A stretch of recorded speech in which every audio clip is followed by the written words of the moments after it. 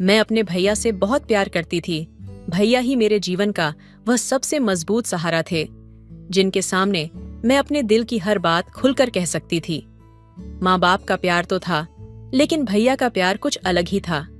जब भी किसी चीज की जरूरत होती, सबसे पहले भैया का ही ख्याल आता। उनके साथ बिताए वह बचपन के लम्हे, छोटी छोटी खुशियां और अनगिनत बातें, ये सब मेरी जिंदगी का अनमोल खजाना बन गए थे। वह शाम है जब मैं थोड़ी उदास थी। भैया ने आते ही मेरी आंखों में झांकते हुए पूछा, क्या हुआ मेरी छोटी राजकुमारी, क्यों इतनी चुप है? आज सुप्रिया के दिल का बोझ तुरंत हल्का हो गया। मैंने भैया को सब कुछ बता दिया। भैया ने बिना कुछ कहे ही मेरी सारी परेशानियां समझ लीं और उसके माथे को चूमते हुए कहा, तू बस इतनी सी बात के लिए परेशान है, मैं हूं ना तेरे साथ। बस इतना सुनना ही काफी था दोस्तों। कहानी को पूरा सुनिए, बहुत ही इंटरेस्टिंग कहानी है। और चैनल पर पहली बार आए हैं तो स्टोरी चैनल को सब्सक्राइब कर लें। उसके दिल को फिर से सुकून मिल गया। भैया की शादी होने के बाद सुप्रिया के दिल में एक अजीब सी बेचैनी थी। वह जानती थी कि भैया अब भाभी के साथ एक नए जीवन की शुरुआत करने वाले हैं, लेकिन कहीं ना कहीं उसे लगने लगा था कि शायद अब भैया के पास उसके लिए उतना वक्त नहीं रहेगा। भैया की शादी में वह सबके सामने हंसते हंसते काम तो करती रही, लेकिन उसके दिल में कई सवाल उमड़े घुमड़ रहे। उसने भैया के चेहरे पर उस वक्त की खुशी को देख खुद को समझाने की कोशिश की कि यह नया रिश्ता भी तो उसकी खुशी का हिस्सा है। शादी के बाद जब भैया भाभी के साथ आए तो भाभी ने सुप्रिया को ऐसे अपनाया जैसे वह उनकी अपनी बहन हो। धीरे धीरे सुप्रिया और भाभी के बीच भी एक गहरा रिश्ता बन गया। भैया अक्सर मुस्कुराते हुए कहता, अब तो मेरी दोनों राजकुमारियां हैं, और सुप्रिया को एहसास होता कि भैया का प्यार अब दो हिस्सों में बंटा नहीं है, बल्कि और भी गहरा हो गया है। एक रात जब सब सो चुके थे, सुप्रिया छत पर जाकर अकेले बैठ गई। भैया ने उसे ढूंढा और उसके पास बैठकर पूछा, क्या सोच रही है छोटी? सुप्रिया ने धीरे से कहा, भैया आपकी शादी के बाद ऐसा लगता है जैसे कुछ बदल गया है। कहीं आप मुझसे दूर तो नहीं हो रहे हैं? भैया ने प्यार से उसके सिर पर हाथ रखा और कहा, तू मेरी सबसे प्यारी बहन है और हमेशा रहेगी। भाभी ने मेरी जिंदगी में नई खुशियां लाई हैं, लेकिन तुझे कोई भी जगह नहीं ले सकता। तू हमेशा मेरी वही छोटी राजकुमारी रहेगी। उस रात सुप्रिया का दिल फिर से खुशियों से भर गया। उसे यह समझ में आ गया कि भैया का प्यार कभी नहीं बदलेगा। सुप्रिया का परिवार एक छोटे से गांव में रहता था, लेकिन भैया की नौकरी की वजह से वह तीनों शहर में रहते थे। गांव की सादगी और हरे भरे खेतों की आदत छूट जाने के बाद सुप्रिया के लिए शहर की जिंदगी थोड़ी अजनबी और अकेली सी लगती थी। यहाँ न वैसे पेड़ थे, न वह मिट्टी की खुशबू, न ही बचपन के दोस्त, लेकिन भैया का स्नेह और भाभी का अपनापन उसे हर दिन इस नए माहौल में ढलने का सहारा देते थे। भैया उसे हर रोज स्कूल छोड़ते थे और अक्सर उसे देर शाम को लेट लतीफी से ही घर पहुंच पाते थे। भाभी हमेशा उसके लिए खाना बनाकर रखती, उसका इंतजार करती और रोज रात में उसके साथ ढेरों बातें करती। लेकिन भैया का साथ ना मिल पाने से एक अजीब सी कमी महसूस होती। सुप्रिया का इंतजार करना और भैया के आने की आहट सुनते ही खुशी से दौड़कर गले लग जाना उसकी आदत सी बन गई थी। एक दिन भैया ने कहा कि उन्हें कुछ समय के लिए ऑफिस के काम से दूसरी जगह जाना होगा। यह सुनकर सुप्रिया के दिल में हलचल मच गई। उसके मन में डर था कि भैया के बिना वह कैसे रह पाएगी। उसने कोशिश की कि इस बात को जाहिर ना होने दे, लेकिन उसकी आंखों में साफ साफ उसकी चिंता झलक रही थी। भैया ने उसके पास बैठते हुए कहा, मेरी प्यारी छोटी, ये बस कुछ दिन की बात है। मैं जल्द ही वापस आ जाऊंगा, और जब तक मैं नहीं हूं, तुम्हारी भाभी है ना, वह भी तो तुम्हारी ही अपनी है। सुप्रिया ने भैया के गले लगते हुए कहा, भैया मुझे आपके बिना बहुत अकेलापन लगता है। आपसे दूर होने का ख्याल ही मुझे बेचैन कर देता है। भैया ने उसके आंसू पोंछ हुए कहा, अरे मेरी छोटी बहादुर राजकुमारी, कब से इतनी कमजोर हो गई? मैं कहीं नहीं जा रहा, हमेशा तुम्हारे दिल में हूं। बस कुछ ही दिन की बात है। अगले दिन भैया का जाना तय हुआ। वह सुबह सुबह चले गए। सुप्रिया के लिए वह सुबह बहुत भारी थी। भाभी ने उसे गले लगाया और कहा, सुप्रिया, मैं हूं तुम्हारे साथ, हम दोनों साथ रहेंगे और मिलकर हर पल को संवारें। भाभी का यह सहारा पाकर उसे कुछ राहत तो मिली, लेकिन भैया की कमी महसूस होना लाजमी था। शामें अब और भी सन्नाटे से भरी लगती थीं। भैया का इंतजार उसे हर रात जगाए रखता था और वह उनके फोन कॉल का बेसब्र से इंतजार करती थी। एक दिन भैया का फोन आया। सुप्रिया ने उतावलेपन से फोन उठाया और उनसे अपनी सारी बातें कह डाली। भैया ने हंसते हुए उसकी बातें सुनी और कहा, तू सच में मेरी जान है छोटी। मैं जल्द ही वापस आऊंगा और फिर हम ढेर सारी बातें करेंगे, ठीक है? इन दिनों में भाभी और सुप्रिया का रिश्ता और गहरा हो गया। भाभी ने उसे समझाया कि जिंदगी में बदलाव तो आते रहते हैं, लेकिन हमारा प्यार हमेशा एक जैसा ही रहता है। भाभी का यह कहना सुप्रिया के दिल में गहरी छाप छोड़ गया। कुछ हफ्तों बाद भैया वापस आए। घर में उनकी खुशबू और आवाज का एहसास होते ही सुप्रिया का चेहरा खुशी से चमक उठा। वह भागकर भैया से लिपट गई और आंसुओं के बीच बोली, आपके बिना यहां सब अधूरा था, अब सब पूरा हो गया है। भैया ने उसे गले लगाते हुए कहा, मैं भी तुमसे दूर रहकर खुद को अधूरा महसूस करता हूं। तुम मेरी वह खुशी हो जिसे कोई भी बदल नहीं सकता। उस दिन सुप्रिया ने महसूस किया कि भैया का प्यार सिर्फ एक रिश्ते का नाम नहीं था, वह उसके दिल की धड़कन थी। वह पल हमेशा के लिए उसके दिल में एक मीठी याद बनकर रह गया। भैया की शादी के बाद सुप्रिया के जीवन में एक नया मोड़ आया। अब उसकी हाँ भी, रिया भी उनके साथ थी। भैया और सुप्रिया के बीच का अनोखा रिश्ता अब रिया के आने से और भी खूबसूरत हो गया था। शुरुआत में सुप्रिया के मन में हल्की सी अनजान सी हिचकिचाहट थी। उसे लगता था कि शायद अब भैया का वक्त और प्यार थोड़ा कम हो जाएगा, क्योंकि उनके जीवन में अब एक और इंसान आ चुका है। लेकिन धीरे धीरे रिया ने अपने स्नेह और समझदारी से इन सारी चिंताओं को मिटा दिया। रिया ने भाभी से बढ़कर एक दोस्त का रूप ले लिया था। वह सुप्रिया के साथ घंटों बातें करती, उसे पढ़ाई में मदद करती, उसके सपनों को समझती और उसकी हर छोटी बड़ी जरूरत का ध्यान रखती। रिया ने उसे हर उस खालीपन से भर दिया जो वह कभी कभी भैया के काम में व्यस्त होने के कारण महसूस करती थी। सुप्रिया की जिंदगी में एक और यादगार मोड़ आया जब एक दिन स्कूल में उसकी परफॉर्मेंस थी और वह चाहती थी कि उसके भैया भाभी दोनों उसके इस खास दिन में उसके साथ हों। लेकिन उस दिन भैया ऑफिस के काम में इतनी बुरी तरह उलझे थे कि आ नहीं सके। सुप्रिया का दिल टूट सा गया। वह अपनी परफॉर्मेंस के लिए तैयारी कर रही थी, लेकिन मन में एक खालीपन था। उसे लगा कि भैया के बिना उसकी यह खुशी अधूरी रह जाएगी। पर जब उसने मंच पर कदम रखा तो उसकी आंखें भीड़ में एक परिचित चेहरा तलाश रही थीं, और तभी उसने देखा रिया सबसे आगे की पंक्ति में बैठकर उसे देख रही थी, मुस्कुरा रही थी और उसे प्रोत्साहित कर रही थी। रिया की इस उपस्थिति ने सुप्रिया के दिल में एक नया आत्मविश्वास भर दिया। उसने परफॉर्मेंस दी और उसके बाद जब वह मंच से उतरी तो रिया ने उसे गले लगाते हुए कहा, तूने कमाल कर दिया सुप्रिया, भैया को तुझ पर गर्व होगा।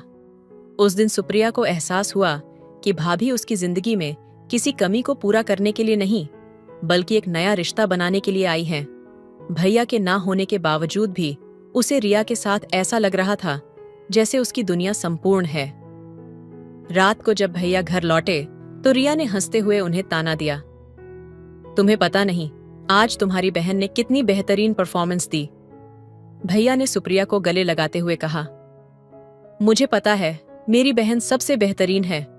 और तभी रिया ने मजाक में कहा, लेकिन इसका श्रेय मुझे भी तो मिलना चाहिए, क्योंकि मैं वहां थी और मैंने इसका हौसला बढ़ाया। सभी ह पड़े और उस हंसी के बीच सुप्रिया को ऐसा महसूस हुआ कि उसका परिवार, उसका यह छोटा सा संसार सचमुच संपूर्ण है। समय के साथ रिया और सुप्रिया का रिश्ता और भी गहरा हो गया। वे बहनों से बढ़कर सच्ची सहेलियां बन गईं। रिया अक्सर सुप्रिया को अपनी कहानियां सुनाती, अपने सपने और संघर्षों की बातें करती और उसे जीवन के हर मोड़ पर मजबूत बनना सिखाती।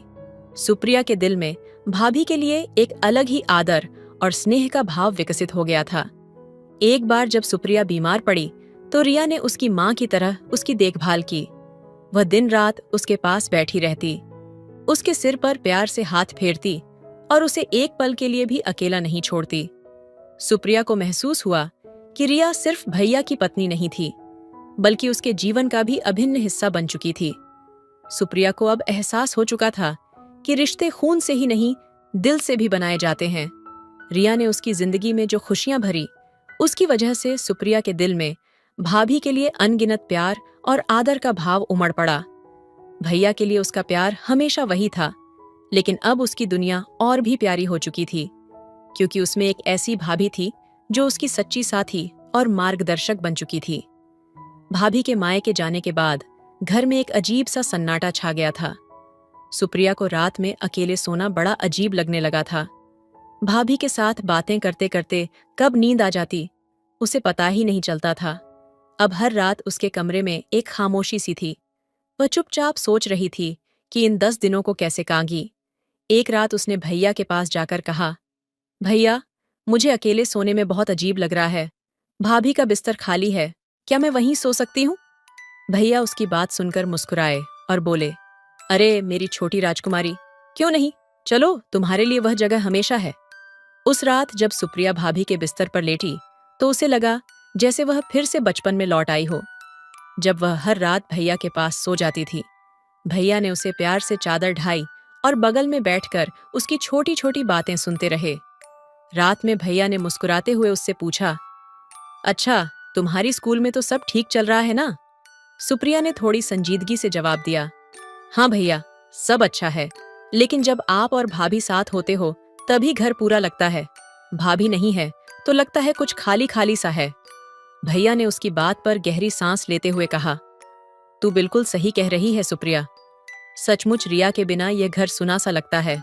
वह है तो जैसे हम सबका ख्याल रखती है, और तुम्हें पता है, जब तुम दोनों मेरे पास होती हो तब मुझे भी अपने दिन की सारी थकान भूल जाती है। सुप्रिया ने भैया की बात सुनकर हल्की सी मुस्कान दी और बोली, भैया, मुझे आपसे एक बात पूछनी है। भाभी आपके लिए इतनी खास क्यों है? भैया ने थोड़ी देर चुप रहकर कहा, क्योंकि रिया वह है जिसने मेरे जीवन में एक नया उजाला भरा है। उसने मुझे समझा, मुझे अपनाया, और उसने हर दिन हमें और इस घर को संवार दिया।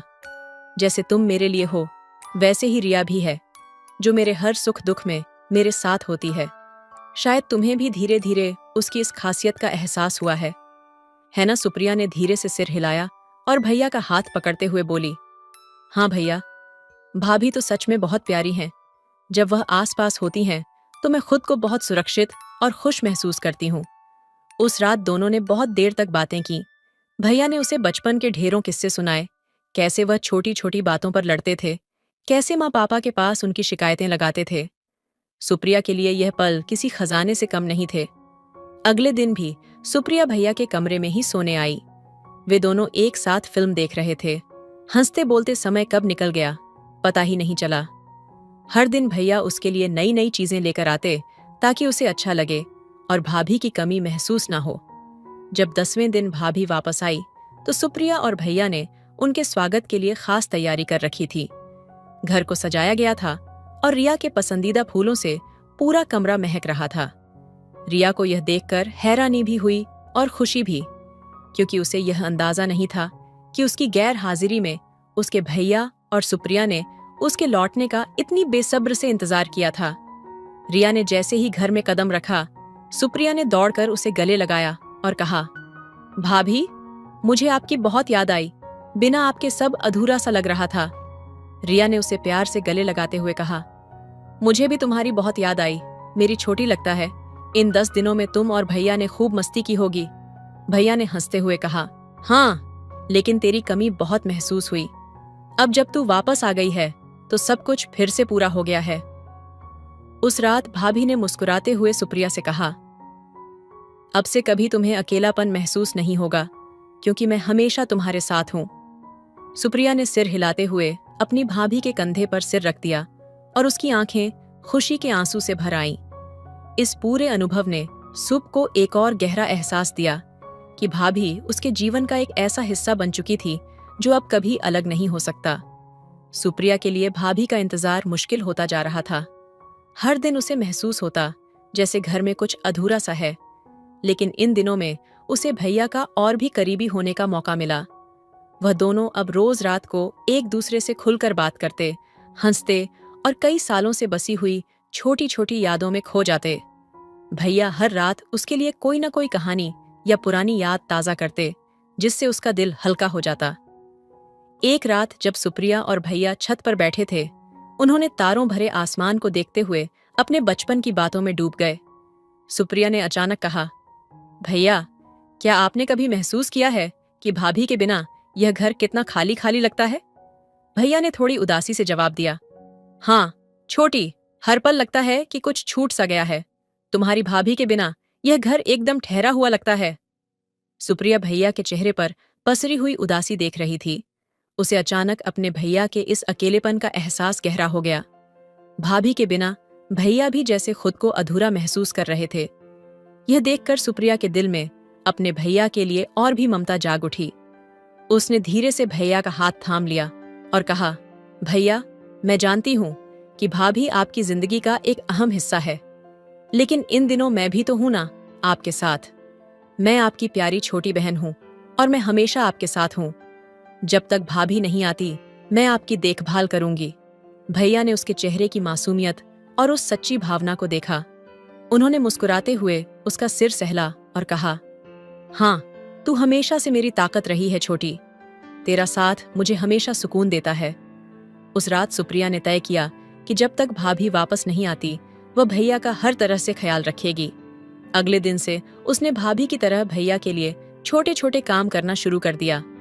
सुबह सुबह उनके लिए चाय बना देती, रात में उनके पसंद का खाना बनवाने में मदद करती और जब भैया थके हुए आते तो उनके लिए पानी ले आती।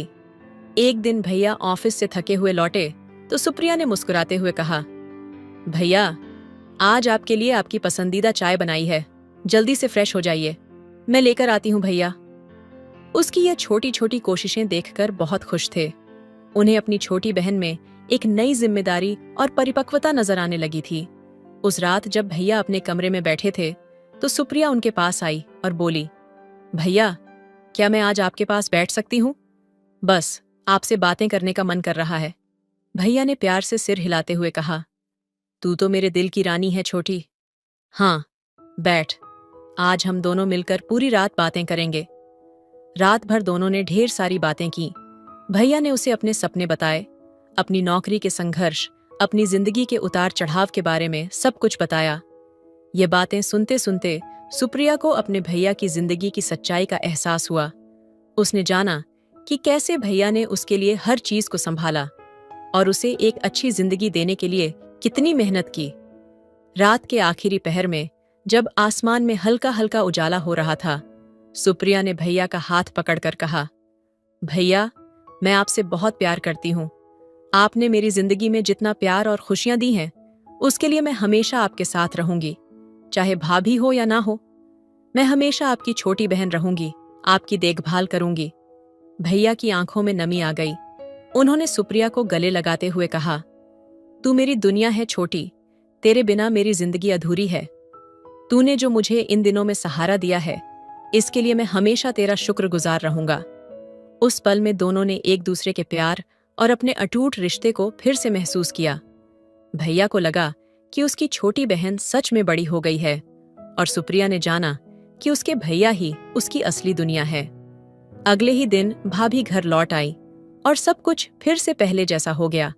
लेकिन उन 10 दिनों में सुप्रिया और भैया के बीच जो एक नया गहरा रिश्ता बना, उसने उनके जीवन को हमेशा के लिए बदल दिया। अब उनका रिश्ता सिर्फ भाई बहन का नहीं रहा, बल्कि एक सच्चे साथी और जीवन भर के सहारे का भी बन गया।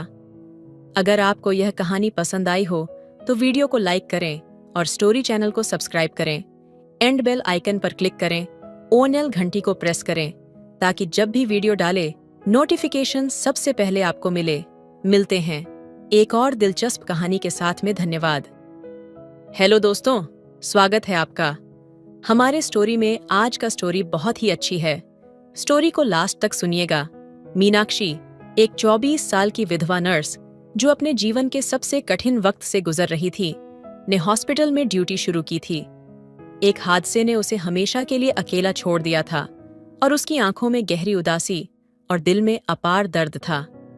वह सुबह से रात तक मरीजों की सेवा करती, लेकिन उसकी आत्मा हमेशा एक खालीपन महसूस करती थी। उसका मन खो गया था, लेकिन वह अपने दर्द को छुपाकर काम करती रही। हॉस्पिटल की गहन चिकित्सा इकाई में हर रात उसे एक अजनबी आदमी दिखाई देता। वह आदमी विशाल, 28 साल का, हर रात उसी समय इमरजेंसी रूम के पास खड़ा होकर मीनाक्षी को नजरें घुमा घुमा कर देखता। उसकी गहरी आंखों में एक अजीब सी चाहत थी, जो मीनाक्षी को हमेशा असहज कर देती। उसका नाम विशाल था और वह भी एक मरीज था जो हर रात इमरजेंसी रूम में इलाज के लिए आता था। मीनाक्षी की चुप्पी और उदासी उसे अंदर तक महसूस होती। हर रात जब वह उसे घूरता तो मीनाक्षी दिल ही दिल में डर जाती। वह सोचती कि क्या वह सचमुच उसकी तरफ आकर्षित है या फिर यह बस उसका भ्रम है। मीनाक्षी का दिल फिर भी डर से कांपता था। वह अकेली थी, उसके पास कोई नहीं था और विशाल की नजरों में कुछ ऐसा था जो उसे हर बार असहज कर देता था। फिर एक रात जब हॉस्पिटल में सन्नाटा छाया हुआ था और मीनाक्षी अपनी ड्यूटी खत्म कर रही थी, विशाल उसके पास आया। वह उसके सामने खड़ा हुआ और धीरे से बोला, मीनाक्षी, मुझे तुमसे कुछ बात करनी है। मीनाक्षी ने घबराते हुए पूछा, क्या बात है विशाल? विशाल की आंखों में गहरी भावनाएं छुपी थीं। तुम्हारी चुप्पी और उदासी ने मुझे महसूस कराया कि तुम भी कुछ गहरा दर्द झेल रही हो। मैं भी अकेला हूं मीनाक्षी। मेरी जिंदगी में भी वो कमी है जो तुम महसूस कर रही हो। और जब से मैंने तुम्हें देखा, मुझे लगा जैसे मेरे दिल में कुछ बदलने वाला है। मीनाक्षी को विश्वास नहीं हो रहा था। वह डरते हुए बोली, मैं नहीं समझ पा रही विशाल। मेरी जिंदगी में अब कोई जगह नहीं है किसी के लिए। मैं बस काम करती हूं ताकि अपने अतीत से भाग सकूं। विशाल धीरे से उसकी तरफ बढ़ा और उसकी आंखों में गहराई से देखा। मैं तुम्हारे दर्द को समझ सकता हूं। मैं भी अपने अतीत से भाग रहा हूं, लेकिन मुझे लगता है कि हम दोनों मिलकर उस अतीत को छोड़ सकते हैं। मैं तुम्हें प्यार करता हूं मीनाक्षी। ये शब्द जैसे उसके कानों में गूंज गए। मीनाक्षी का दिल अचानक तेजी से धड़कने लगा। वह एक पल के लिए चुप हो गई। उसकी आंखों में आंसू थे, लेकिन वह फिर भी कुछ नहीं कह पाई। विशाल ने उसकी चुप्पी को उसके आंतरिक संघर्ष का हिस्सा माना और उसकी हथेली को धीरे से छुआ। अगर तुम मुझे एक मौका दोगी तो मैं तुम्हारे साथ हर कदम पर खड़ा रहूंगा, विशाल ने धीरे से कहा। मीनाक्षी की आंखों में डर और उलझन थी, लेकिन साथ ही कुछ उम्मीद भी थी। उसने सोचा कि क्या वह किसी को अपने पास आने का मौका दे सकती है? क्या वह किसी को अपनी दीवारें तोड़ने की इजाजत दे सकती है? कुछ देर चुप्पी के बाद मीनाक्षी ने अपने दिल की बात कही। मैं डरती हूं विशाल, मैं खुद से भी डरती हूं। मेरे पास खुद को संभालने की ताकत नहीं है, तो किसी और को प्यार देने की तो बात ही नहीं है। विशाल ने उसकी बातों को समझा और हल्के से मुस्कुराया। तुम अकेली नहीं हो मीनाक्षी, मैं तुम्हारे साथ हूं। तुम अपना डर छोड़ दो और हम दोनों मिलकर उस डर को हराएंगे। यहां से उनकी कहानी ने एक नई दिशा ली। मीनाक्षी ने धीरे धीरे विशाल को अपने दिल के करीब आने दिया। विशाल ने उसे कभी अकेला महसूस नहीं होने दिया और उसने मीनाक्षी को अपने दर्द और डर को पार करने में मदद की। मीनाक्षी को महसूस हुआ कि प्यार किसी दीवार को नहीं तोड़ता, बल्कि वह दीवार के पार जाकर एक नई शुरुआत करता है। समय के साथ मीनाक्षी ने अपने अतीत को भुला दिया और विशाल के साथ अपने नए जीवन की शुरुआत की। दोनों एक दूसरे के साथी बन गए और उनकी कहानी प्यार और विश्वास की एक मिसाल बन गई। विशाल के शब्द मीनाक्षी के दिल में एक हलचल पैदा कर गए थे। वह अभी भी डर और घबराहट से घिरी हुई थी, लेकिन विशाल की आंखों में एक अजीब सी गर्मी और सुकून था जो उसे थोड़ी सी राहत दे रहा था। मीनाक्षी ने अपनी पूरी जिंदगी में कभी किसी से ऐसा सच्चा और समर्पित प्यार महसूस नहीं किया था। वह बहुत कुछ कहना चाहती थी, लेकिन शब्द उसके गले में अटक कर रह जाते थे। उसके दिल में एक तूफान था जो उसके डर और चाहत के बीच बंटा हुआ था। विशाल ने उसकी चुप्पी को समझा और उसके पास आकर उसकी कलाई पर हल्का सा दबाव डाला। तुम्हें डरने की जरूरत नहीं है मीनाक्षी, मैं तुम्हारे पास हूं हर वक्त। तुम जो चाहोगी वही होगा। उसकी आवाज में कोई दिखावा नहीं था, सिर्फ सच्चाई और प्यार था। मीनाक्षी ने सिर झुकाया, लेकिन उसकी धड़कनें तेज हो गईं। वह अंदर से टूट चुकी थी, लेकिन विशाल के शब्दों ने उसे एक नई उम्मीद दी थी। वह महसूस कर रही थी कि इस अजनबी आदमी में कुछ था जो उसे फिर से जिंदगी जीने की वजह दे सकता था। वह धीरे धीरे विशाल की तरफ मुड़ी और कहा, तुम कह रहे हो कि तुम मेरे पास हो, लेकिन क्या तुम जान पाओगे कि जो मैंने खोया है उसे फिर से कभी पाया नहीं जा सकता? मेरा दिल अब डर से भर चुका है विशाल। मैं नहीं जानती कि प्यार क्या होता है, क्योंकि जब मुझे जरूरत थी तब मुझे किसी ने नहीं समझा। विशाल ने उसकी आंखों में देखा और हल्के से उसकी ठोड़ी उठाई। तुमने खोया है मीनाक्षी, लेकिन तुम्हारा दिल अभी भी जिंदा है। और जब तक मेरा हाथ तुम्हारे हाथ में है, तुम कभी अकेली नहीं रहोगी। प्यार का मतलब सिर्फ एक दूसरे को महसूस करना नहीं, बल्कि एक दूसरे को अपना बनाना है। तुम मुझे अपना बना सको तो मैं तुम्हारा सब कुछ बन जाऊंगा। मीनाक्षी की आंखों में आंसू थे, लेकिन अब वे आंसू दर्द के नहीं, प्यार और उम्मीद के थे। उसकी आत्मा ने महसूस किया कि शायद उसे कभी प्यार का मौका ही नहीं मिला था, और अब यह मौका विशाल उसे दे रहा था। वह अपने डर और गम को छोड़ने को तैयार हो रही थी, क्योंकि विशाल उसे बिना शर्त अपनाने के लिए तैयार था। क्या तुम सच में मुझे अपना बना सकते हो? मीनाक्षी की आवाज में हल्की सी उम्मीद थी। विशाल ने उसका हाथ कसकर थामा और कहा, हाँ मीनाक्षी, मैं तुमसे बहुत प्यार करता हूं, और ये प्यार सिर्फ शब्दों में नहीं है, ये मेरे दिल के हर कोने में बसा है। तुम जितनी बार भी मुझसे डरोगी, मैं तुम्हारे पास आकर तुम्हारे डर को दूर करूंगा। तभी मीनाक्षी की नजरें विशाल की आंखों में खो गईं, और वह धीरे धीरे अपने डर को भूलने लगी। उस रात, उस सन्नाटे में दोनों के बीच एक ऐसा संबंध बन गया जो समय और हालात से परे था। मीनाक्षी ने महसूस किया कि उसकी दुनिया में सिर्फ विशाल ही था, और वह उसे हर कदम पर प्यार और सुरक्षा देने के लिए तैयार था। वह उसकी बाहों में खो गई, जैसे उसने अपने अतीत को छोड़ दिया हो और एक नई शुरुआत की हो। विशाल ने धीरे धीरे मीनाक्षी को अपने करीब खींच लिया, और दोनों के बीच एक गर्म एहसास पसर गया। मीनाक्षी ने अपनी आंखों में बसे डर को नजरअंदाज कर दिया और विशाल को अपनी पूरी तरह से दिल से स्वीकार कर लिया। वे एक दूसरे में खो गए, जैसे दोनों की जिंदगियां अब एक दूसरे से जुड़ गई हों। उस पल में पूरी दुनिया जैसे गायब हो गई थी, सिर्फ वे दोनों थे और उनकी मोहब्बत। मीनाक्षी ने गहरी सांस ली और विशाल से कहा, मैं अब डरती नहीं विशाल, तुमसे प्यार करने का ख्याल अब मेरे दिल को सुकून देता है। विशाल ने उसे अपने करीब खींचते हुए कहा, तुम्हारी चुप्पी से ज्यादा अहम तुम्हारी मुस्कान है मीनाक्षी। मैं तुम्हारे साथ उस जिंदगी को जीना चाहता हूं जिसे तुमने खो दिया था। हम दोनों मिलकर इसे फिर से बनाएंगे।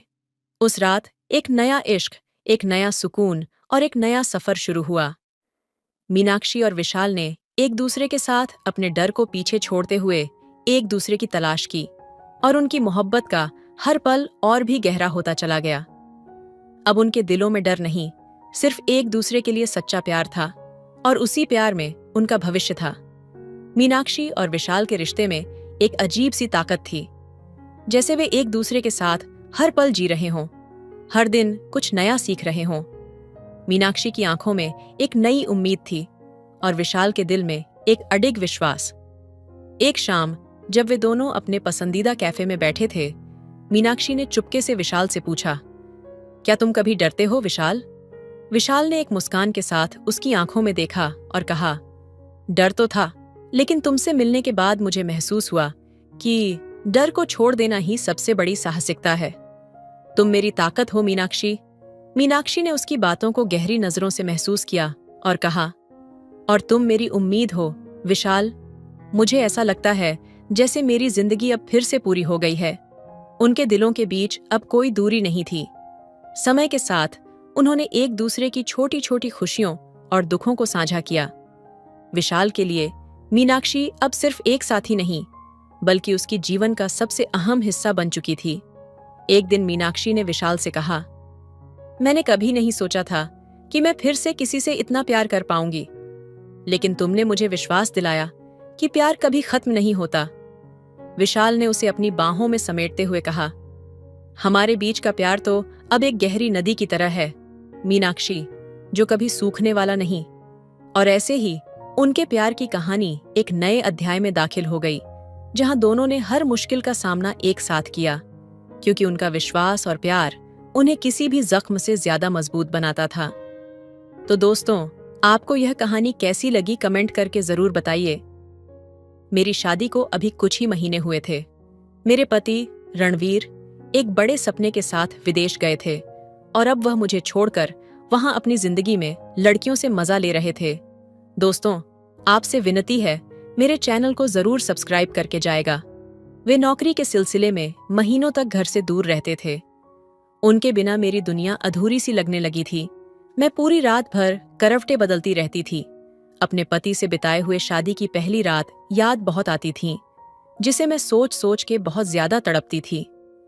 उनके बिना हर दिन जैसे एक बहुत लंबी काली रात बन चुका था और मेरी आंखों में नींद को कोई जगह नहीं मिलती थी।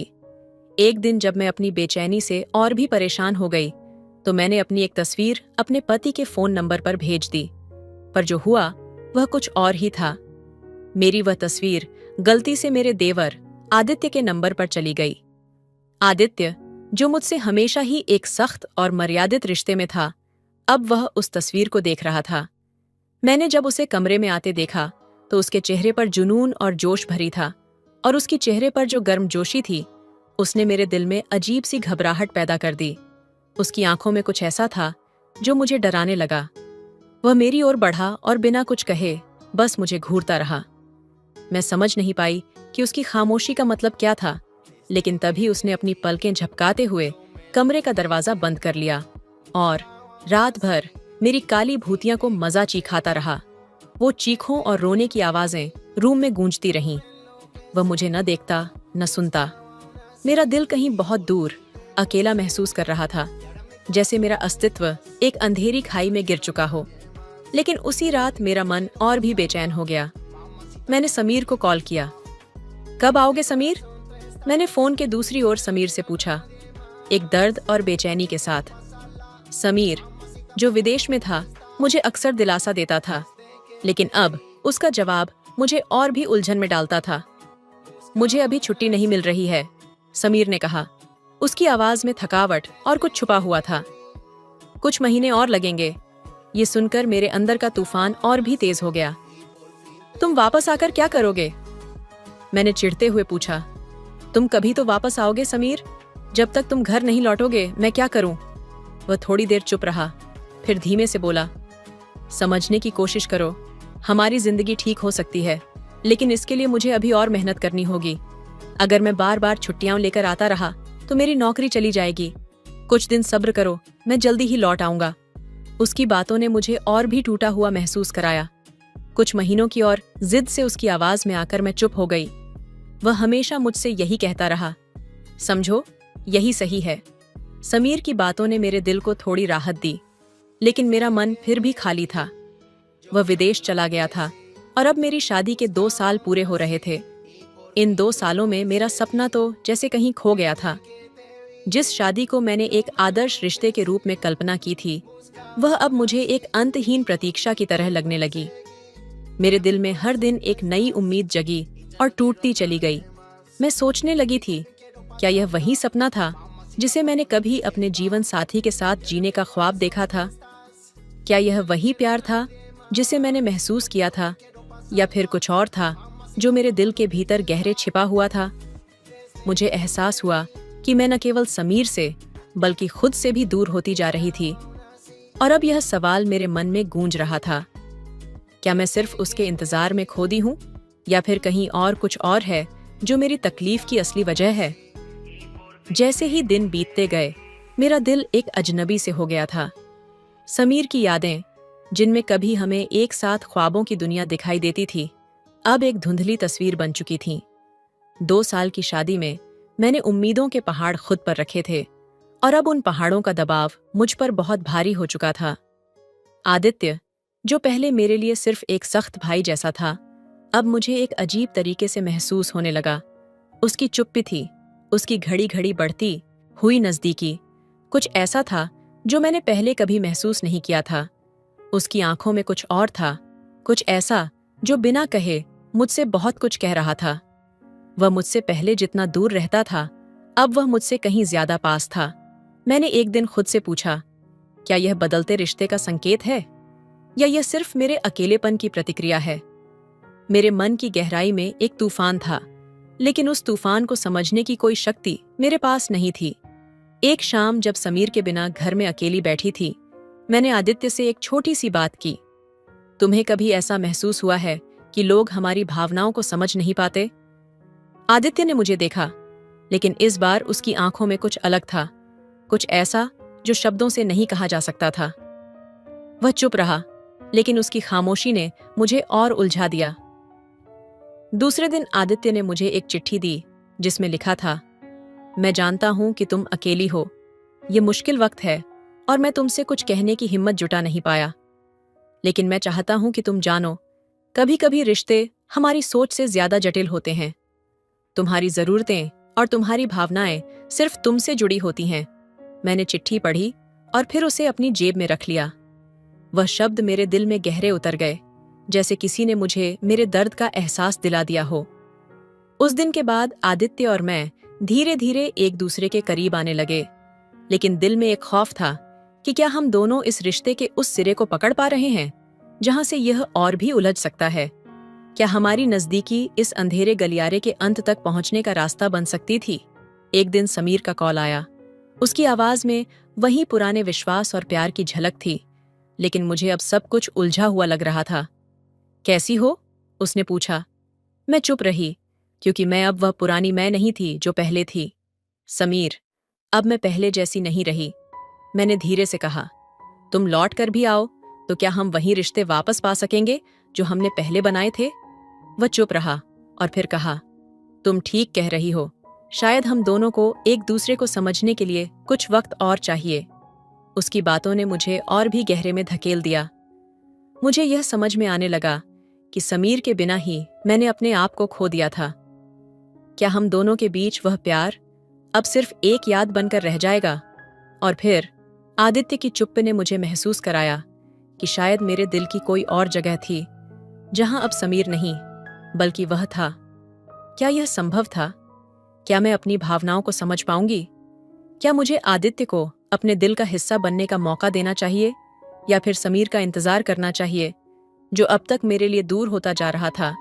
ये सवाल अब मेरे दिल में लगातार गूंज रहे थे। हर दिन मेरे भीतर एक नया तूफान मचलता था, लेकिन इसका जवाब मुझे खुद से ही ढूंढना था।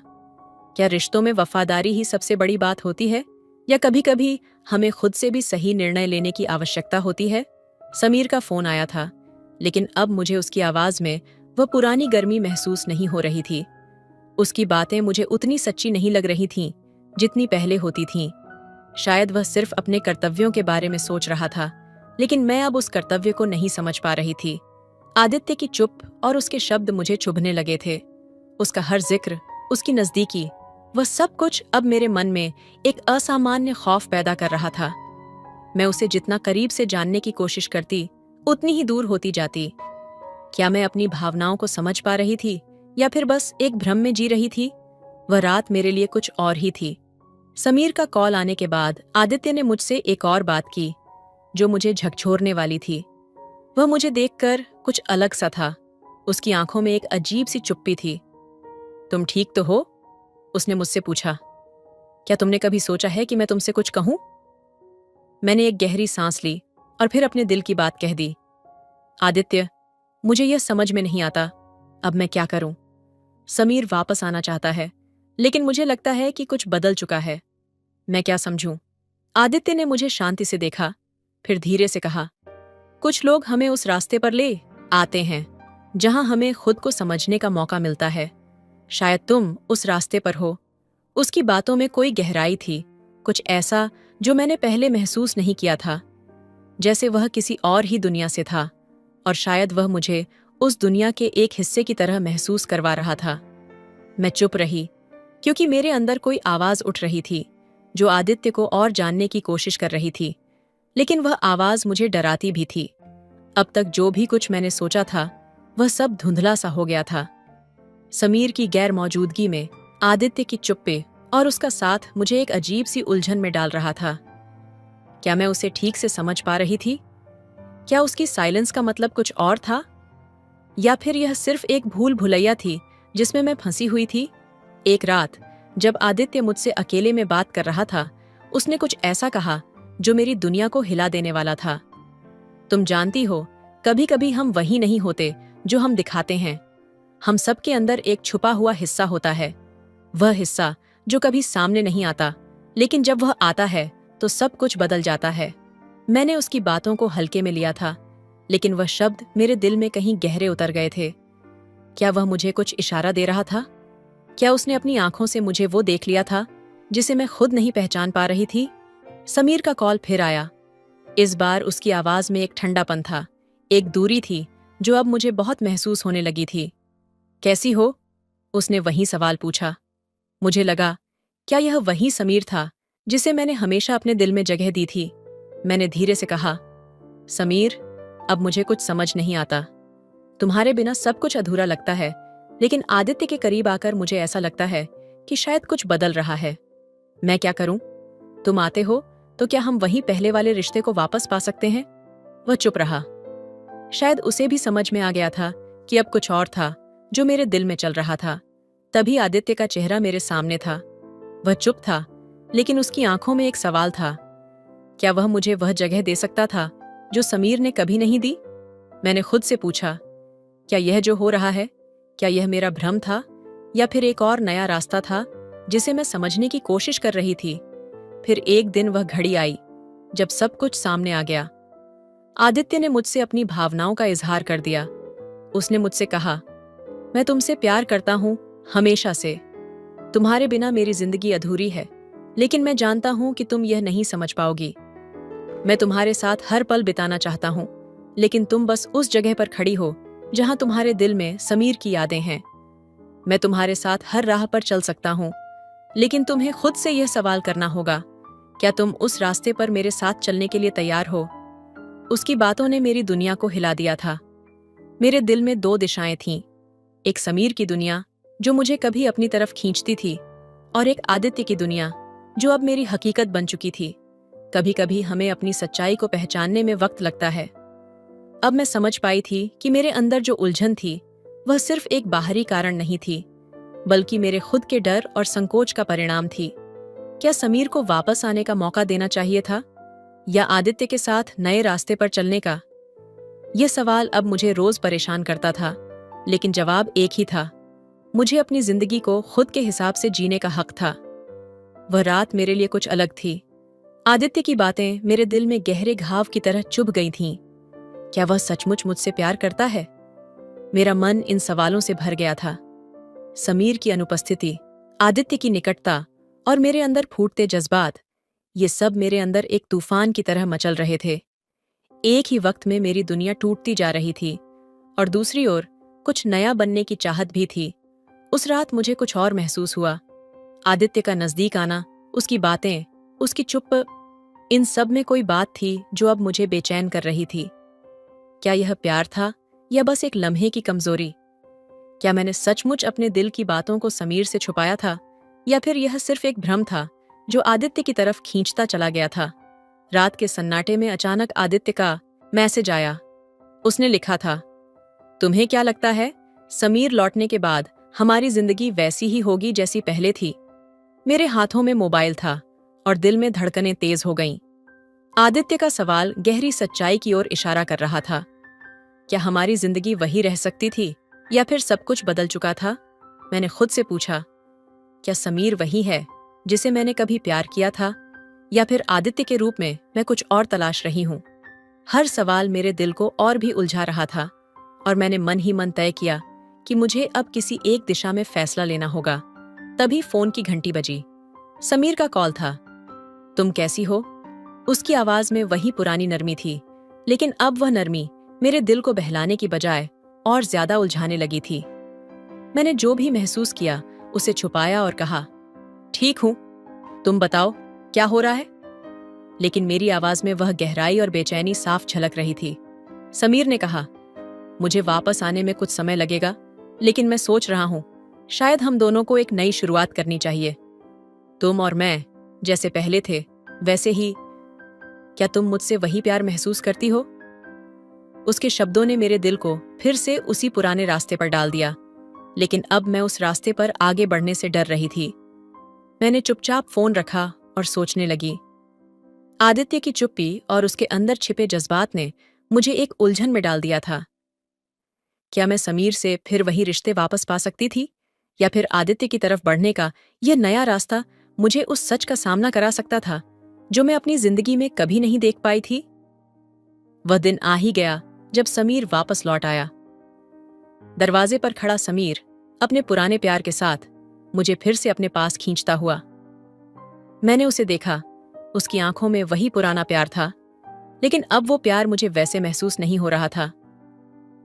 क्या यह वही प्यार था जिसे मैंने अपने जीवन का हिस्सा माना था, या फिर अब कुछ और था? तभी आदित्य की यादें मेरे दिल में उभरने लगीं। उसका पास आना, उसकी नजदीकियां। क्या यह सब सिर्फ मुझे किसी नए रिश्ते की तलाश में था, या फिर यह एक ऐसा रास्ता था जिसे मैं कभी भी समझ नहीं पाई? समीर ने मुझे अपने पास खींचा और कहा, तुमने मुझे बहुत मिस किया, है ना? लेकिन मेरी आंखों में वह पुरानी स्फूर्ति नहीं थी। मैं चुप रही और फिर कहा, समीर, अब हम वही नहीं हैं जो हम पहले थे। मेरी सोच बदल चुकी है और शायद अब मुझे कुछ और चाहिए। यह सुनकर समीर का चेहरा सफेद पड़ गया। उसकी आंखों में एक अजीब सी बेचैनी और चिंता थी। वह खामोश हो गया, जैसे उसकी पूरी दुनिया पल भर में बदल गई हो। मैंने अपनी आंखें झुका लीं और फिर देखा, आदित्य बाहर खड़ा था। वह मुझे ऐसे देख रहा था जैसे वह मेरे हर एक कदम को समझने की कोशिश कर रहा हो। वह चुपचाप कमरे में आया और समीर से आंखों में आंखें डालते हुए कहा, क्या तुम समझते हो कि सिर्फ तुम्हारा लौट आना सब कुछ पहले जैसा बना सकता है? आदित्य का सवाल चुभ गया था और समीर का चेहरा और भी बुझ गया। अब मैं और आदित्य दोनों ही खड़े थे और समीर कहीं दूर खड़ा था, जैसे कोई तीसरी दुनिया में खो गया हो। ये पल मेरे लिए एक मोड़ था जहां मुझे अपने दिल की आवाज सुननी थी। क्या मैं समीर को वापस अपने जीवन में लाऊं, या फिर आदित्य के साथ इस अनकहे रिश्ते की शुरुआत करूं? तुमने सही कहा आदित्य, मैंने धीरे से कहा।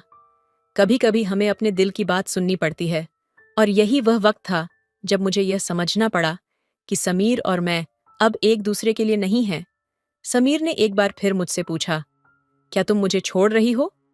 मैं तुम्हें नहीं छोड़ रही समीर, मैंने कहा, लेकिन मुझे अब खुद को तलाशने का वक्त चाहिए। आदित्य ने मुझे देखा और वह धीरे से मुस्कुराया।